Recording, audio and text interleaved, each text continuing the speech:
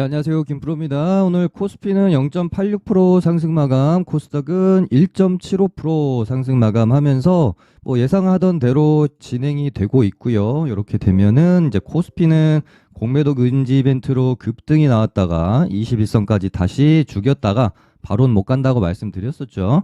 죽였다가 정석의 흐름대로 사실은 뭐 흘러가고 있습니다. 이 양봉, 종가를 이제 넘기게 되면은 여기서부터 이제 여기까지 좀 가져왔던 흐름보다는 그래도 시장이 좀 덜 답답하게 움직일 가능성이 있을 것 같고요. 코스닥도 마찬가지로 제가 이제 11월은 미국 증시 지금 막 조정 없이 계속 가는 것처럼 그렇게는 우리 증시는 못 간다. 왜냐하면 앞에 매물도 너무 많고 뽑았다가 눌렀다가 이제 돌리는 과정이기 때문에 이런 뭐 V자 반등은 나오기가 힘들고요. 요 안에서 항상 우리가 말하는 이제 진통 과정을 겪어야 돼요. 그래서 11월은 아까 이제 코스피랑 마찬가지로 코스닥도 공매도 금지 이벤트로 급등을 했었던 이날의 이 고점, 그 다음에 이런 121선이라는 장기 이평선을 좀 이렇게 맞춰놓는, 여기다가 맞춰놓을 수도 있고 아니면 요 정도까지는 갖다 놓을 수 있을 거라고 저는 생각을 하거든요. 그런 다음에 이제 12월에는 여기 이런 매물대를 좀 벗겨내면 여기 이제 전고점까지는 좀 그래도 비교적 여기보다는 좀 덜 흔들면서 좀 무난하게 좀 갈 수 있지 않겠나 그런 생각을 갖고 있습니다. 그런 가운데 이제 우리가 넘겨야 될 산은 지금으로서는 딱 하나 이제 남은 것 같아요. 우리나라 시간으로 22일 새벽이거든요. 그러니까 내일 모레죠.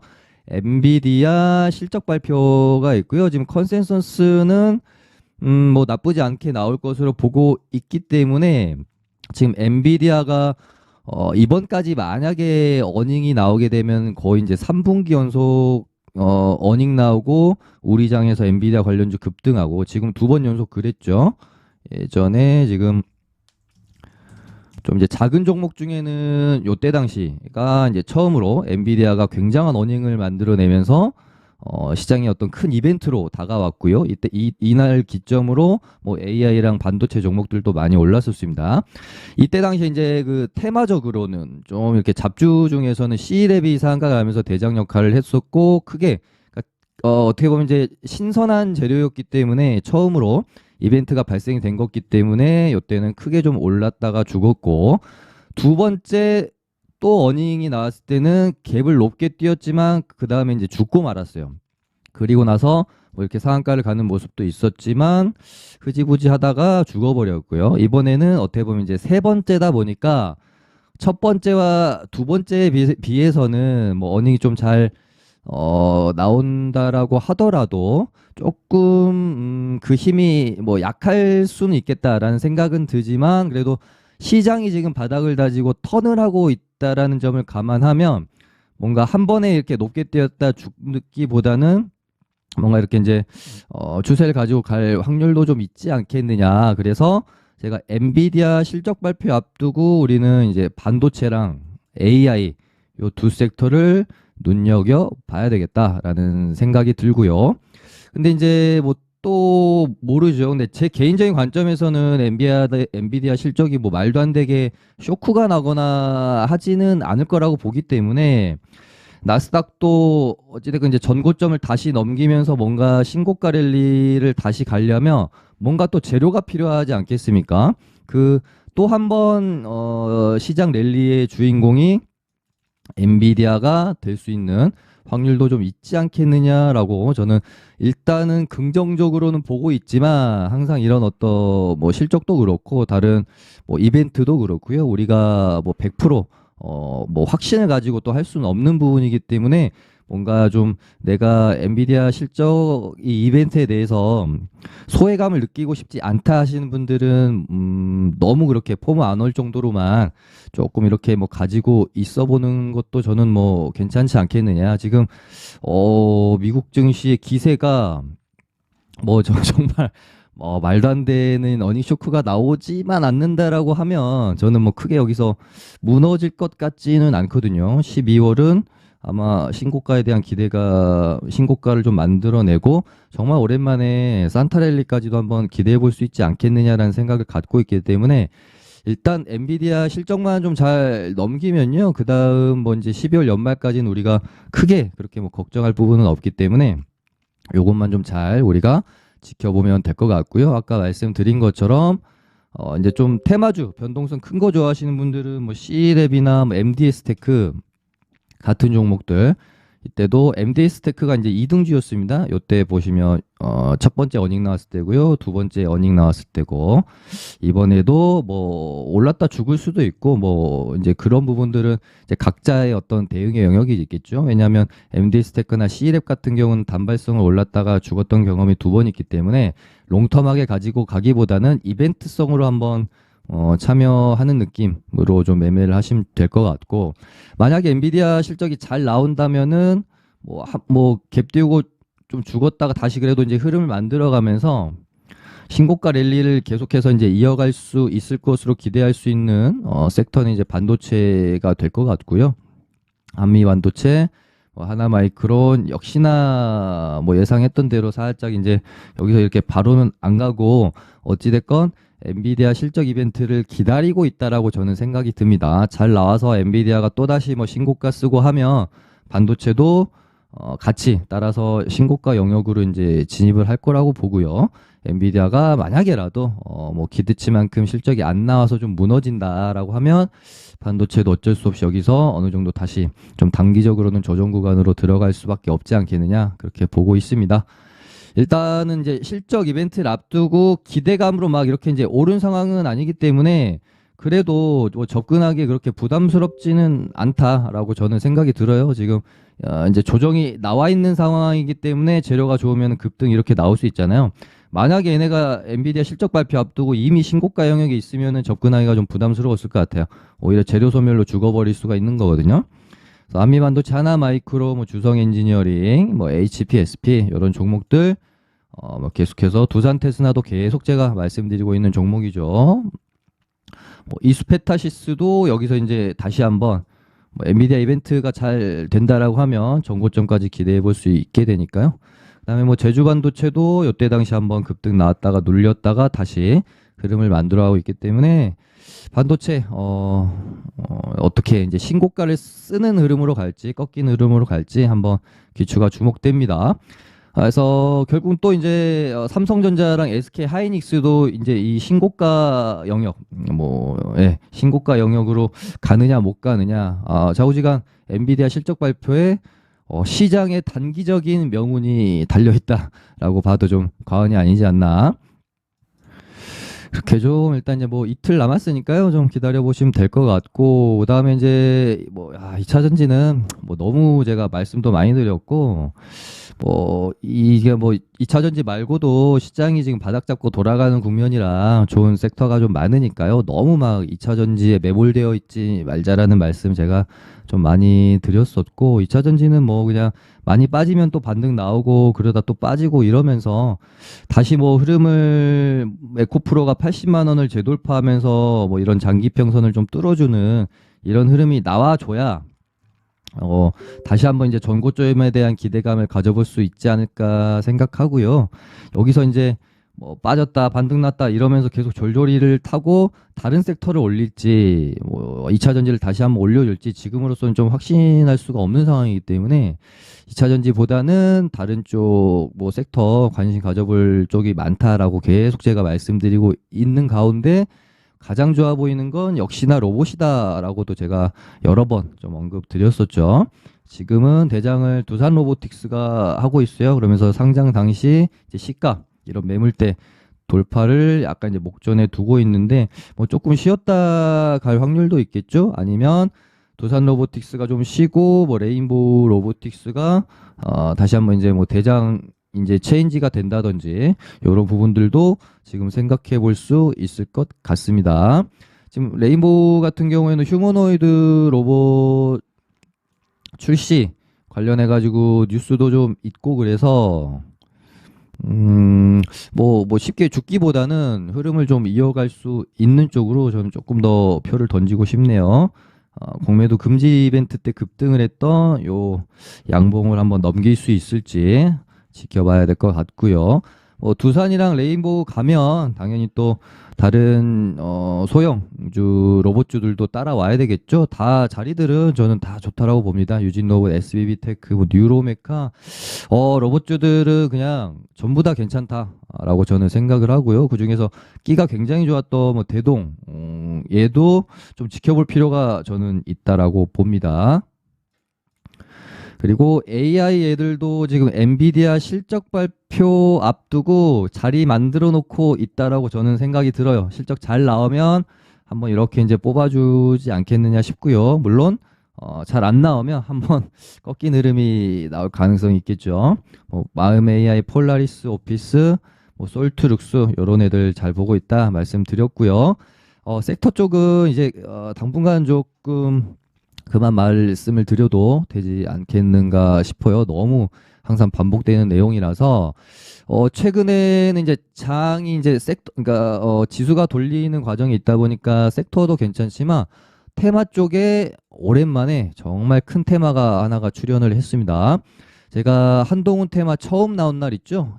DTNCR 이름도 어렵습니다. DTNCR로 이 종목 처음 상한가 간 날 뭔가 시세가 짧게 끝나지는 않을 것 같다. 오랜만에 좀 이렇게 큰 굵직한 테마가 하나 형성이 될 것 같다라는 멘트 제가 드렸었고, 항상 정치 테마는 흐름이 같습니다. 처음에 인물 관련 굳이 관련성이 없더라도 일단은 관련이 있는 것처럼 무지성으로 종목들 올리죠. 그러다가 어느 정도 좀 오르면 오늘같이 DTNCRO가 요 정도 오르고 주의 먹고 이렇게 조회 공시 들어오고 이렇게 되면 이제 약간 1차 시세 마무리되면서 이제 살짝 죽고 그 틈을 타서 어디로 옮겨가요? 이제 정책주가 나오는 거예요. 그러면서 오늘 근데 제 생각보다는 한 템포 좀 일찍 나왔습니다. 정책주가. 오늘 오픈롤이 한동훈 장관의 이민정책 관련주로 너무 좀 좋게 보고 있습니다. 오픈롤. 왜냐하면 처음으로 정책주가 지금 정책 테마가 형성이 됐는데 가장 처음으로 상한가를 갔잖아요. 인물 관련주에서는 DTNCRO가 가장 처음으로 상한가를 가면서 대장 역할을 했다라고 하면 정책 관련주에서는 지금 오픈롤이 대장을 할 가능성이 있을 수 있겠다. 거기다가 지금 최근에 신규 상장주 흐름이 굉장히 좋잖아요. 오늘 에코프로 머티리얼도 보면 그래서 오픈롤 이거 계속해서 좀 지켜봐야 되겠다라는 생각이 들고 인스웨이브 2등주인 인스웨이브까지 얘도 보면 신규 상장주죠. 시간에서 상한가를 안착을 해버렸기 때문에 오픈롤은 좀 쉽게 죽지 않을 것 같습니다. 크게 갈 것 같다는 생각도 들고 3등주는 알체라 그 다음에 스토커 관련해가지고 이제 전자발찌 도입한다라는 뉴스 나오면서 엔텔스가 일단은 대장이긴 한데 상한가는 좀 못 들어갔고 24% 찍고 17.68 정도로 마무리가 되긴 했는데요. 일단 요 정책 테마는 조금 약하죠. 일단은 이민 정책 테마가 대장이라고 보고 생각을 이제 좀 긍정적으로 보면서 좀 매매할 포인트가 나오면은 동참을 해도 괜찮다라고 보고요. 일단 한동훈 테마는 제 개인적인 생각입니다만은 지금까지 어떤 주변 가족들이나 요런 악재로 인해서 출마를 안 하는 경우는 정말 많잖아요. 못 하게 되는 거죠, 한마디로. 근데 본인 스스로 막 이렇게 뭔가 떠오르는 국민들이 원하고 떠오르는 태양인데 본인 스스로 저는 진짜로 정치할 생각이 없어요. 안 합니다. 라고 하는 경우는 거의 없지 않았나. 그러니까 정치할 생각이 없다라고 그냥 멘트는 치는데 결국에 나중에 보면은 거의 다 정치하더라고요. 그래서 한동훈 장관의 현 지금 생각을 우리가 알 수는 사실은 없잖아요. 근데 어떻게 보면 이제 대답을 요리조리 이제 아직까지는 확답을 하고 있지도 않지만 사실은 출마하지 않는다라고 이런 악재가 나오지 않는다라고 하면은 차라리 지금과 같은 출마할지 안 할지 모르지만은 결국에는 할 것 같은 이런 기대감이 있을 때가 가장 시장에서는 좋다라고 봐도 됩니다. 그리고 이제 한동훈 장관이 출마를 하게 되면은 1월 제가 알기로 11일로 알고 있습니다. 1월 10일 전까지 만 사퇴를 하면 되기 때문에 뭐 시간적으로도 굉장히 널널하죠. 거의 한 달 넘게, 2달 좀 안 되게 시간이 남아 있으니까 한동훈 테마 시세 주기에는 저는 충분하다라고 보고 있습니다. 그래서 뭐 섹터도 괜찮지만 지금 오랜만에 굵직한 테마가 나왔기 때문에 이 뭐 인물주들은 어느 정도 이제 많이 올랐다가 죽는 과정에 있어요. 근데 오늘 보시면 DTNC 아로가 대장하고 치고 나가다가 DTNC로 대장이 바뀌었죠. 아, 이거 보면서 역시 이 테마 굉장히 세다.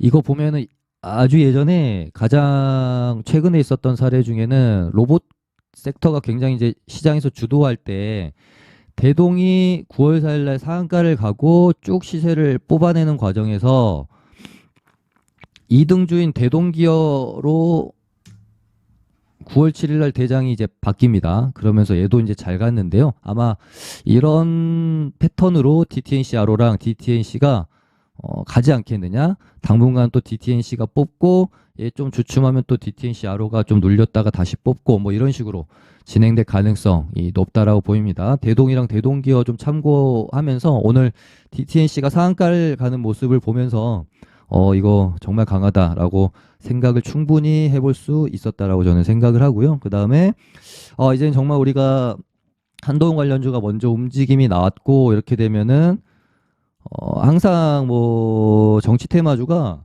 뭐 정확히 언제 움직인다라는 건 없어요. 세력들도 시장 상황을 고려하면서 가장 최적의 타이밍에 이 테마를 이제 움직이기 시작을 하니까요. 일단은 출발은 한 것 같다. 그렇다면 우리가 생각해야 될 거는 이제 뭐 인물 관련된 테마는 사실은 뭐라고 표현해야 될까요? 우리가 미리 선침해를 하기가 불가능합니다. 왜냐면은 명확하고 논리적인 근거를 가지고 얘네들이 움직이는 게 아니기 때문에 그냥 세력들이 선택된 종목을 그냥 억지로 끼워 맞춰서 올리는 거다 보니까 인물 테마를 오르기 전에 선침해하는 건 불가능해요. 하지만 정책 테마는 가능하다라고 저는 생각을 하고요.